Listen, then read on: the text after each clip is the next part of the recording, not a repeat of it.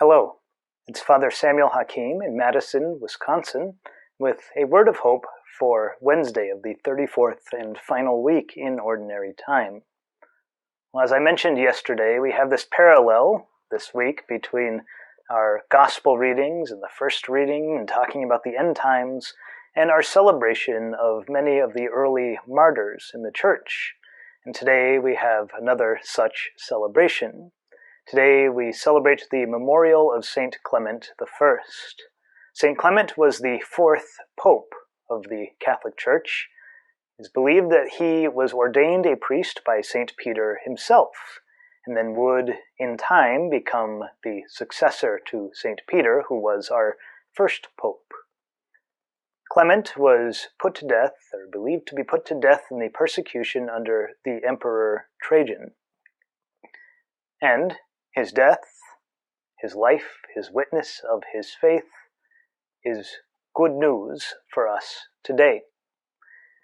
We hear in the Gospel, Jesus tells the crowd, "They will seize and persecute you. They will hand you over to the synagogues and to prisons, and they will have you led before kings and governors because of my name. It will lead to your giving testimony."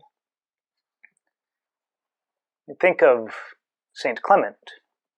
He was put to death by the Roman Empire, something that no longer exists. He was put to death by an emperor who's sort of been lost to the annals of history. And yet we celebrate him today as a shining example of faith. That his witness does indeed give testimony. Now, the Church of Saint Clement in Rome is actually under the care of the Dominican friars, and it stands as a memorial of the testimony of this great saint. In that church, behind the altar, you have this beautiful mosaic of the tree of life.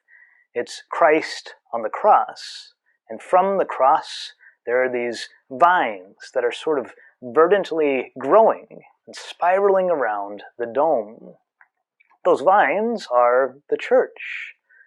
That Christ on the cross and the martyrs and the saints that unite themselves to Jesus Christ on the cross, in fact, us as well, who unite our own sufferings, our own persecutions to those of Christ on the cross. Well, this is the testimony of faith. It shows that faith indeed does endure.